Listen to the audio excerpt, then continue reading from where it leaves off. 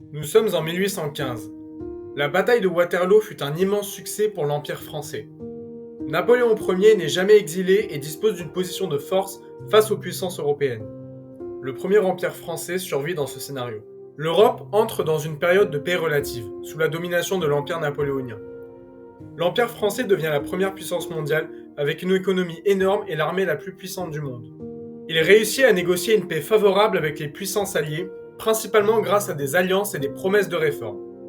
Avec la stabilité géopolitique et la paix retrouvée, Napoléon peut se concentrer à améliorer son empire. Il va lancer dès les années 1820 une série de réformes économiques et sociales. Il encourage les inventions, finance des projets de recherche et développe les infrastructures. En 1818, le charbon et les débuts de la machine à vapeur va changer l'empire et accélérer la révolution industrielle. Début 1820, plusieurs lignes de chemin de fer sont construites, principalement pour l'acheminement de charbon, mais aussi pour toute richesse venant de l'empire. L'empire va s'industrialiser assez rapidement, et cela notamment grâce au commerce et aux inventions technologiques, ainsi qu'aux échanges avec les États-Unis, l'Empire ottoman et l'Empire austro-hongrois. Après plusieurs années, les peuplades conquises pendant les guerres napoléoniennes ont pu fusionner petit à petit avec l'Empire grâce à des réformes sociales. Cela fait de l'Empire français un empire très riche et multiculturel. Les locaux ont pu s'intégrer tout en gardant une partie de leur culture et la langue française se banalise dans l'Empire au fil du temps. Napoléon tente de maintenir la paix au sein de son nouvel empire afin d'endiguer des révoltes ou des conflits internes. Il privilégie le dialogue et les négociations.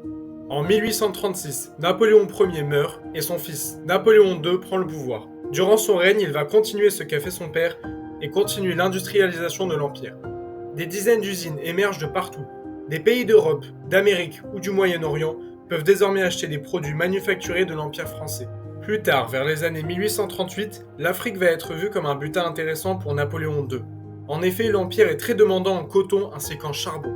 L'Afrique, riche en charbon et en terres propices à la culture de coton, va être colonisée par l'Empire français, beaucoup plus tôt que dans la réalité. D'autres pays africains comme l'Algérie, le Congo, le Maroc, la Libye ou la Tunisie vont être colonisés pour leur richesse en charbon, en diamants, en or et en esclaves.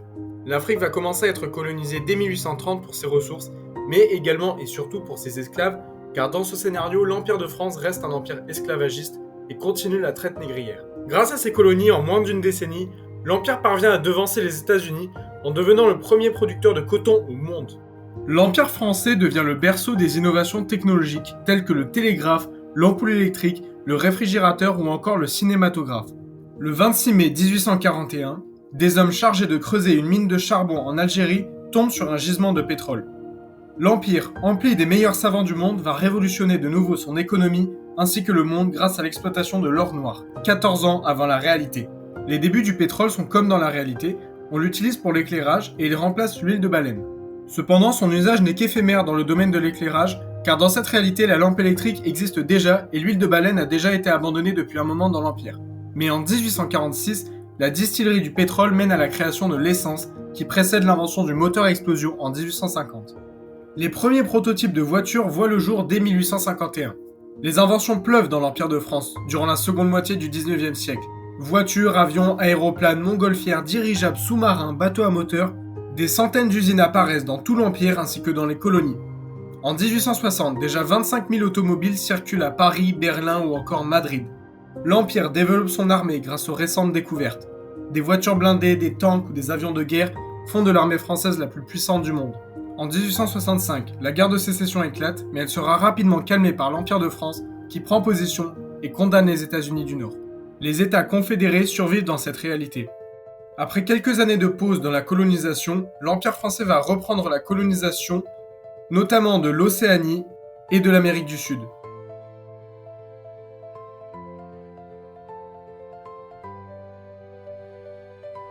En 1872, Napoléon II décède et Napoléon III prend le pouvoir. Il continuera ce que son père et son arrière-grand-père ont commencé, et sous son règne, l'Empire continuera sa fulgurante montée en puissance, avec des inventions comme le téléphone, le tank, les avions à essence qui permettent de faire des voyages rapides dans l'Empire pour les plus aisés.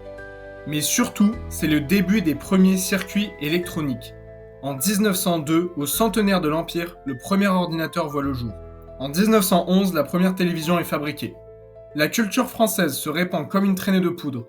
On recèle désormais des universités francophones dans le monde entier, jusqu'au Japon. Dans cette réalité, le monde est très différent de notre réalité à nous. La Première Guerre mondiale n'a jamais eu lieu. En effet, dans la réalité, celle-ci a été déclenchée par l'assassinat de François Ferdinand par un nationaliste serbe. Les alliances entre les puissances européennes ont engendré le chaos que l'on connaît tous. Mais dans cette réalité, l'Empire de France, allié avec l'Autriche-Hongrie, condamne l'assassinat de François Ferdinand et encourage la guerre entre l'Autriche-Hongrie et le Royaume de Serbie. L'Angleterre, la Russie et les États-Unis du Nord condamnent l'invasion. Mais l'alliance entre l'Empire de France, l'Autriche-Hongrie, l'Empire ottoman et les États-Unis du Sud sont beaucoup trop puissants pour que la triple entente Angleterre, Russie, USA du Nord s'oppose à eux frontalement. Le monde est en paix grâce à la puissance écrasante sur le plan militaire et technologique de l'Empire de France.